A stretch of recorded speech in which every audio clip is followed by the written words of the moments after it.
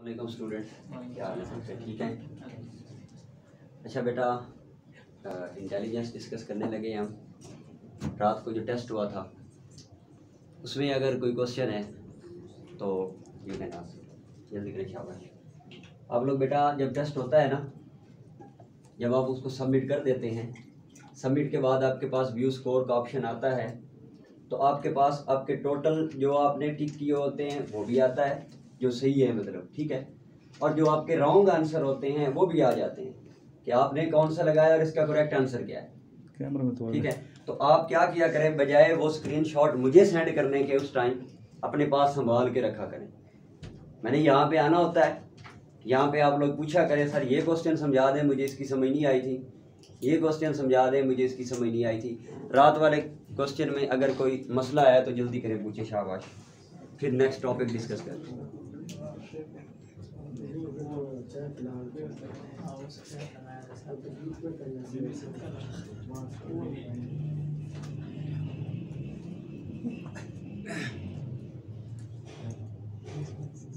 जी बेटा, कोई मसला है? कोई मसला नहीं है। अगर मैं कोई क्वेश्चन पूछ लूँ तो फिर मसला होगा। अभी कोई मसला नहीं है, जब मैं कोई क्वेश्चन पूछूं तो फिर मसला होगा। क्या ख्याल है? Stand up. If Sunday done 3 days before yesterday, what will be the day after 2 days from tomorrow?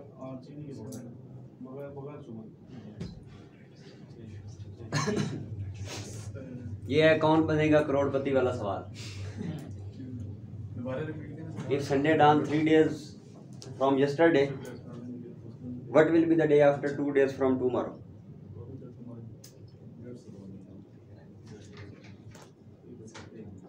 तो मसला हो गया। अभी थोड़ी देर पहले मसला था ही नहीं, अभी मसला हो गया। बैठो, शाबाश। अच्छा बेटा,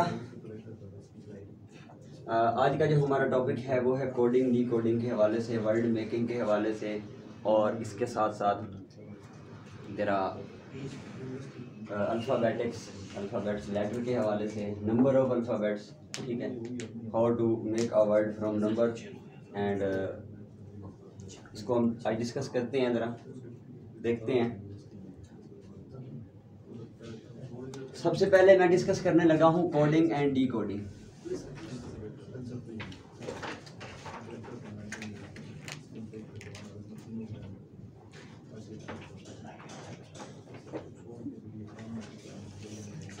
बेटा, कोडिंग डी कोडिंग का क्या मतलब है, जरा इसको देखते हैं।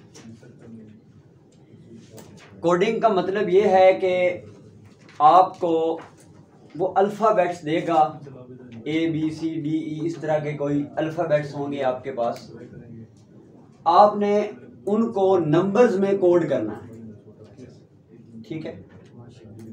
और डी कोडिंग का मतलब है कि उसने आपको नंबर्स देने हैं, आपने उनको अल्फ़ाबेट्स में कोड करना है। ये कोडिंग और डी कोडिंग का मतलब है। एग्जाम्पल है हमारे पास बेटा, वो कहता है कि search, SEARCH, search is coded, इसको कोड किया गया है 101632। ये वो कहता है ये सर्च का कोड है। अब यहां से वो कोई एक नया लेटर दे देता है, वो कहता है कि जी बताएं हमें ईच को हम कैसे कोड करेंगे, ठीक है बेटा। बेटा इसको कोड नहीं कर सकते, 1 तो रिपीट हो रहा है, 1 तो 2 को शो कर रहा है। वो मसला कोई नहीं है, बेशक 2 भी हों, लेकिन हमारे पास तो नंबर तो सेम है ना, हम उसके हिसाब से देखेंगे। अभी देखें बेटा, यहाँ पे ना ये जो पहला लेटर है S1, इधर से इसकी वैल्यू ये वाली है, ठीक है। अब ये जो E है 2, इसकी वैल्यू ये 0 वाली है, मतलब इधर से पहला जो है वो इधर से पहले के बराबर है, इधर से जो दूसरा है वो इधर से दूसरे के बराबर है, इधर से जो लास्ट है H वो लास्ट वाले के बराबर है, इधर से जो सेकंड लास्ट है वो सेकंड लास्ट वाले के बराबर है। अब अगर हमें ईच को कोड करना पड़े तो हमें पता है कि ई इज इक्वल टू 0, तो हमारे पास 0 आ गया। उसके बाद ए इज इक्वल टू 6 या 2 आ जाएगा, यहाँ पे मैंने 2 लिख लिया। उसके बाद आगे सी है, सी इज इक्वल टू 3, ठीक है, यहाँ पे 3 आ जाएगा और एच इज इक्वल टू 2 और यहाँ पे 2 आ गया। इस तरह करके आपने ये सिस्टम चला लिया कोडिंग का, ठीक है। बाज़ औक़ात वो एक लेटर नहीं देता, बाज़ औक़ात वो अक्सर वो ज़्यादा लेटर दे देता है, एक सर्च दे देगा, इस तरह के 2-4 और वर्ड दे के ना, उनके कोड दे के, फिर उन सब वर्ड में से एक लेटर निकालेगा एक एक करके और उनमें से आपसे कोड मांगेगा। तो आपको पता होना चाहिए, सेम सी बात है कि ये पहले की इक्वल है, दूसरा दूसरे के, तीसरा तीसरे, ठीक है, और इस तरह से आपने इसको कोड कर दिया। जी पुत्र।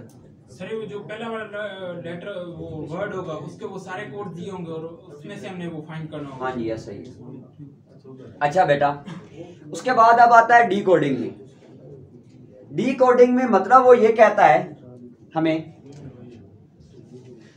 क्वेश्चन किस तरह से आता है डी कोडिंग का। बेटा डी कोडिंग का क्वेश्चन आता है, वो कहता है 10, उसके बाद वो कहता है 2, 6, 16 एंड 20, इनसे बनने वाला वर्ड लिखें, ठीक है। अब इसका क्या मतलब है बेटा, इसका मतलब ये है कि हमने इंग्लिश के अल्फ़ाबेट्स जो हमारे पास हैं, जिनको हम ABCDE के हिसाब से लिखते हैं या पढ़ते हैं, हमने क्या करना है, उसको गिनना है। हमने देखना है कि हमारे पास इंग्लिश के अल्फ़ाबेट्स में 10 नंबर पे कौन सा लेटर आ रहा है, ठीक है। उसके बाद सेकंड पे कौन सा आ रहा है, 6 पे कौन सा आ रहा है, 16 पे कौन सा आ रहा है और 20 पे कौन सा आ रहा है। अब इस चीज को भी मद्देनजर रखना है कि टाइम आपके पास 20 से 30 सेकंड है, और अगर आप लोग इस तरह गिनते रहे तो टाइम तो चला जाएगा। अब उससे कैसे हमने कैटल करना है, टाइम को कैसे हमने मैनेज करना है, उसके लिए बेटा एक तरीका बताने लगा हूं, वो पहले रखे ज़हन में, ठीक है। वो तरीका क्या है बेटा, ये तो आपको पता ही होगा, रॉकेट साइंस इतनी मुश्किल है कि ABC में जो A है वो पहले नंबर पे आता है, ये तो पता है सबको, ऐसी बात है। और हमें ये भी पता है कि इंग्लिश के जो अल्फ़ाबेट्स हैं उनकी टोटल तादाद 26 है। इसका मतलब ये है कि जो हमारे पास Z है, Z, वो 26 नंबर पे आ जाएगा, इस बात का भी पता है। अब एक और बात, 2 बातें आपने सिर्फ याद करनी है यहाँ, वो ये करनी है कि आपने ये याद रखना है, जो हमारे पास K है, सॉरी J, कौन सा जी, ये जो लेटर है वो हमारे पास आता है हमेशा 10वें नंबर पे, ठीक है। और आपने एक और याद रखना है, T, वो हमारे पास आता है 20 नंबर पे। अब ये देखो कितने मुश्किल बात है कि A पहले नंबर पे आता है और Z जो है वो आखिरी नंबर पे आता है, हो जाएगा याद। उसके बाद T से 20, ये ज़हन में रख ले, T20, अजाब सिर्फ ये 10वें नंबर पे इस पे आ जाता है, ठीक है। बाकी सारे मैंने आपको जुगाड़ बता दिए हैं, सिर्फ ये जो है वो 10वें नंबर पे है, ये आपने याद रखना। अच्छा, अब ये याद करने का फायदा क्या होगा वो देखिएगा। हमने बेटा टाइम बचाना है, वो हमें कह रहा है कि बताएं जी 16 नंबर पे इंग्लिश का कौन सा लेटर आता है। बजाय मेरा पुत्र आप लोग ABCDE से गिन के जाएं, आप J से गिनना स्टार्ट करें। आपको पता है J 10वें नंबर पे है, ठीक है, K 11वें पे हो जाएगा, LMNOP यहीं पे आपको पता चल जाएगा। टाइम बचेगा या नहीं बचेगा, ठीक है। अगर वो 20 से प्लस देता है तो आप T से आगे काउंटिंग स्टार्ट करें, ठीक है। और अगर वो पहले 10 में से देता है तो A से काउंटिंग स्टार्ट करें। अगर वो XY में से कोई देता है तो Z से बैक काउंटिंग स्टार्ट करें। आ रही है समझ? तो ये इस तरह से आपने टाइम बचाना है। अब देखें 10वें नंबर पे हमें पता है कौन सा आता है जी J। अब इसके वर्ड बनाते हैं ऊपर वाले से, ठीक है। 10वें नंबर पे आ गया जी J हमने लिख लिया। उसके बाद अब सेकंड नंबर पे कौन सा आता है जी B, वो लिख लिया। अब 6 नंबर पे क्या आता है जी F लिख लिया। अब 16 नंबर पे क्या आता है P आ गया जी। 20 नंबर पे क्या आता है T।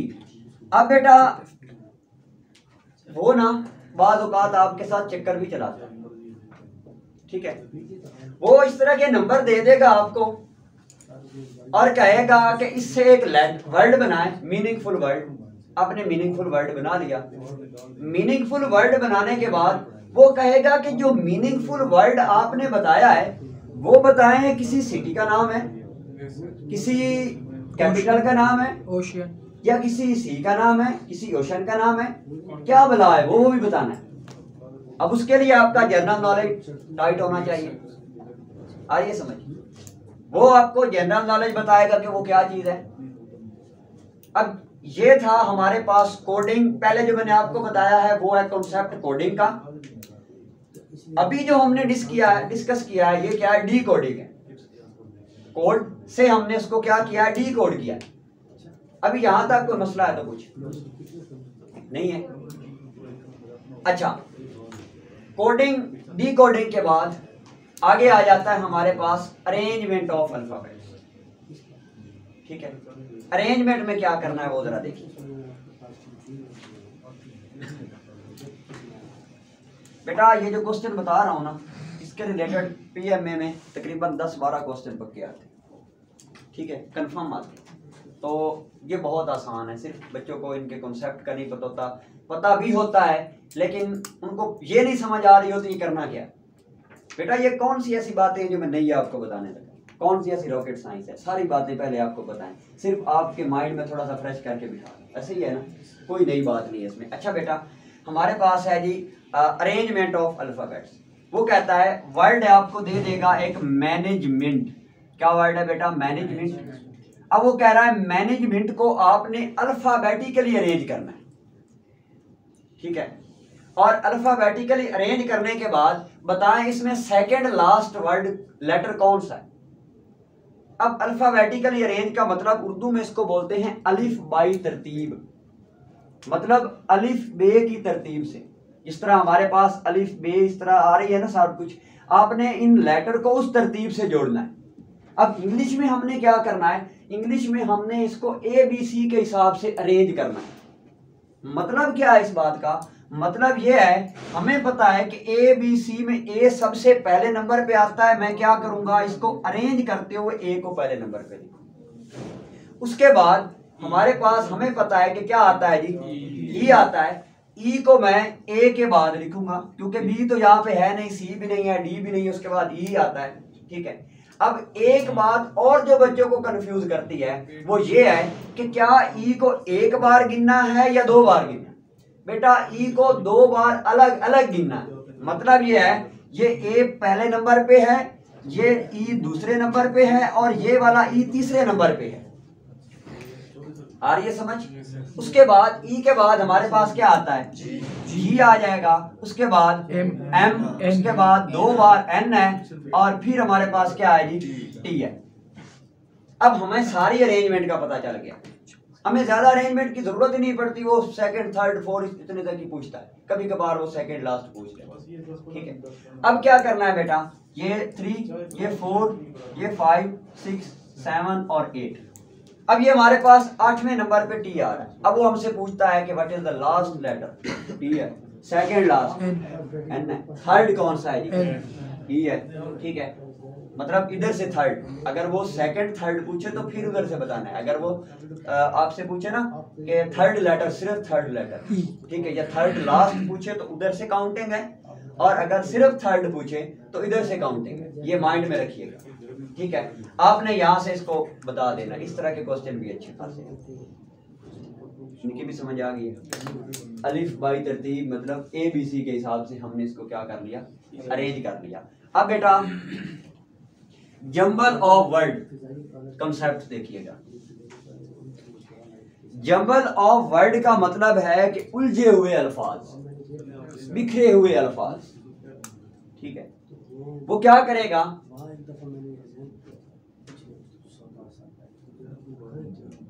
इस तरह से आपको एक जंबल वर्ड दे देगा। ठीक है, और कहेगा इसको इस तरह से अरेंज करें कि ये आपके पास एक मीनिंगफुल वर्ड बनना चाहिए, और उस मीनिंगफुल वर्ड का लास्ट लेटर क्या है वो बता। ये तो पक्का आता है ब्यूटी, पक्का ब्यूटी, ठीक है। अरेबियन, तेहरान, ये तीन अच्छा, होते। ये ब्यूटी है हमारे पास, मीनिंगफुल वर्ड, ठीक है।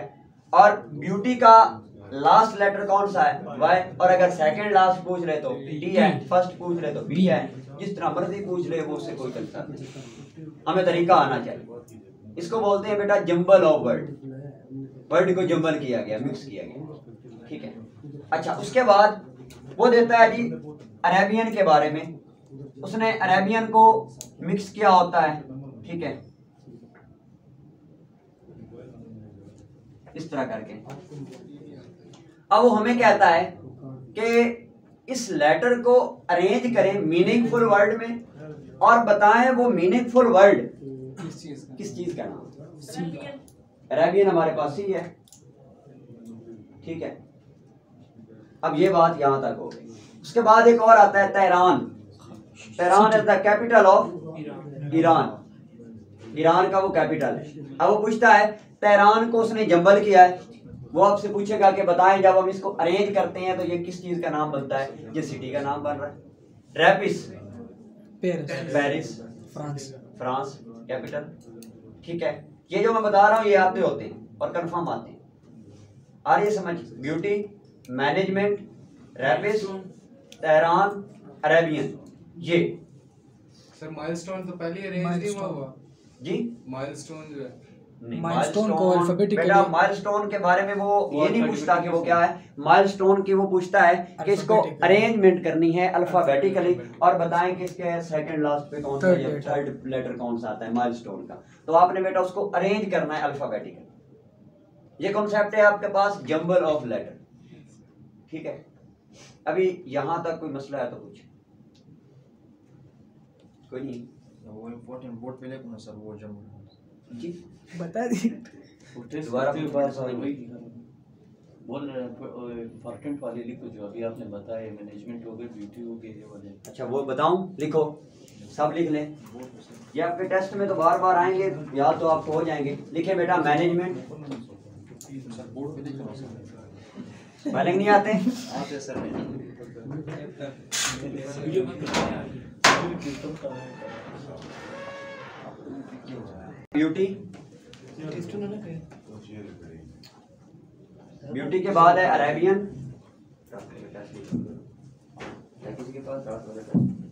तेहरान, उसके बाद बेटा तेहरान,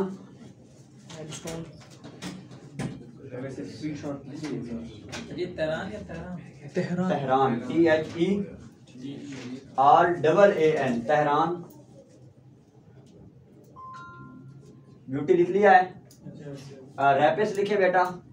पेरिस, रैपिस, जी रैपिस।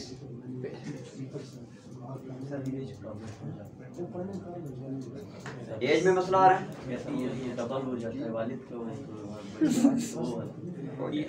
वो सर एयरफोर्स में वो इधर ही आना, मेरे इधर बैग पड़ा था। एक आदमी है, पहले तो मैं ना फार्मूला बताता हूँ, डिस्टेंस फार्मूला, ठीक है। उससे हमने किस तरह से निकालना है वो जरा देखिएगा बेटा। डिस्टेंस का फार्मूला होता है हमारे पास, डिस्टेंस को एस से शो करते हैं, ठीक है। S is equal to V T, ये हमारे पास डिस्टेंस फार्मूला है। अब इसका क्या मतलब है? अगर हमारे पास स्पीड दी गई हो और हमें टाइम भी पता हो तो हम डिस्टेंस फाइंड आउट कर सकते हैं। क्या मतलब इसका? मिसाल के तौर पे आप खड़े हैं इधर, आपके सामने से एक बाइक वाला गुजरा है, आपकी नजर उसके बाइक की मीटर पे पड़ी है, तो आपको पता चला है कि वो 40 की स्पीड से जा रहा है, ठीक है। आपको ये बात भूल गई, 40 के बाद बात खत्म हो गई। थोड़ी देर के बाद अभी उधर ही खड़े थे, एक पुलिस वाला आपके पास आ गया, वो कहता है कि इस तरह से एक बाइक वाला यहाँ से गुजरा, आपने देखा है? आप कहते हैं जी देखा है। उसने कहा कि वो कहाँ जा रहा था? आपने कहा वो इधर जा रहा था। अब वो पूछता है कि वो कितना सफर तय कर चुका होगा? आपने फौरन टाइम देखा, आपको पता चला कि उसको आपके पास से गुजरे हुए ना 15 मिनट हो चुके हैं, ठीक है। अब आपको स्पीड भी पता है, आपको टाइम भी पता है। आप इन दोनों को इस्तेमाल करके ये पता लगा सकते हैं कि वो बाइक वाला कितनी दूर गया है। उसने कितना डिस्टेंस तय किया। ये प्रैक्टिकल फॉर्म है। वैसे हम लोग रट्टा लगाते हैं डिस्टेंस को फाइंड आउट करने के लिए, हमें स्पीड और टाइम दियो तो हम डिस्टेंस फाइंड आउट कर लेते हैं। बेटा ये प्रैक्टिकल फॉर्म है कि हम अपनी रोजमर्रा जिंदगी में कैसे इन चीजों को कैटल कर सकते हैं, कैसे इन चीजों से निपट सकते हैं। ठीक है, अब क्या होगा, स्पीड हमें पता है उसकी कितनी है। ठीक है, अब इसको अगर स्पीड आपके पास किलोमीटर पर आवर में है तो इसको भी आपने घंटे में तब्दील करना है। ठीक है, अब इसको 60 पे डिवाइड कर रहे हैं, जो जवाब आता है उसको इससे मल्टीप्लाई करें और आपको पता चल जाएगा कि उसने कितने किलोमीटर का डिस्टेंस अब तक तय किया। अब अगर बाज़ औक़ात वो ये करता है कि आपको डिस्टेंस दे देता है, ठीक है, वो कहता है कि एक बंदे ने ना 30 किलोमीटर का डिस्टेंस जो है ना वो 50 मिनट में तय किया है, बताएं उसकी स्पीड क्या थी। बेटा फार्मूला यही है, S=VT। हमने यहाँ से v को फाइंड आउट करना है। अब t इधर मल्टीप्लाई हो रहा है तो इधर आके क्या हो जाएगा, डिवाइड हो जाएगा। आ रही है समझ। अगर वो बाज़ औक़ात आपको स्पीड दे दे और डिस्टेंस दे दे तो आप डायरेक्ट उसमें से टाइम मालूम कर सकते हैं। वो ये करता है कि एक बंदा ना 50 किलोमीटर फी घंटे की स्पीड से चलता है और जी उसने डिस्टेंस तय किया है 50 किलोमीटर, बताएं जी उसने कितने टाइम में ये डिस्टेंस तय किया। ठीक है, फिर भी आपने क्या करना है, फार्मूला यही है मेरा बेटा, क्या कि आपने डिस्टेंस को उसके स्पीड पे डिवाइड कर देना।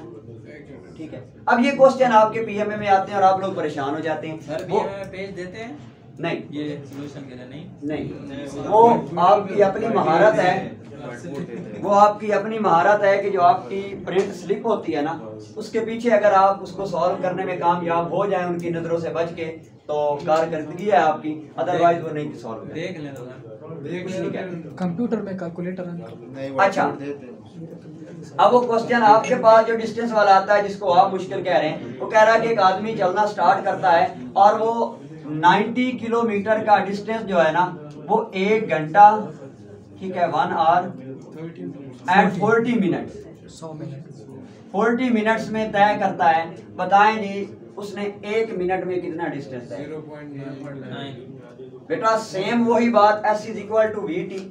ठीक है, अब ये हमारे पास स्पीड है, सॉरी डिस्टेंस है और ये टाइम है, हमने उसकी स्पीड फाइंड आउट करनी है। आ रही है समझ। कैसे, हम क्या करेंगे बेटा, ये हमारे पास है 90 किलोमीटर। अब 1 घंटा और 40 मिनट का मतलब ये है कि वो 100 मिनट में ये डिस्टेंस तय कर रहा है। जी सर, ऐसी बात है। तो क्या करें, आप इसको 100 पे करें डिवाइड तो आपके पास क्या आंसर आएगा, 0.9, मतलब वो 0.9 किलोमीटर 1 मिनट में तय कर रहा है। इतनी सी बात है। एक में वो थोड़ी सी स्टेट में चेंज करता है, उसमें वो ये कहता है, वो टाइम नहीं पूछता, ठीक है, वो ये कहता है कि उसने 1 मिनट में कितना डिस्टेंस तय किया। इसको चेंज कर दें, 100 को ऊपर रखें और उसको नीचे लेके आए तो आपके पास 5 मिनट आई थिंक सो इतना कुछ आंसर आता है, वो आंसर आ जाएगा। ये है डिस्टेंस वाले फार्मूले। इसमें अभी तक कोई मसला है तो पूछिए। नहीं है, वीडियो स्टॉप करो, नेक्स्ट।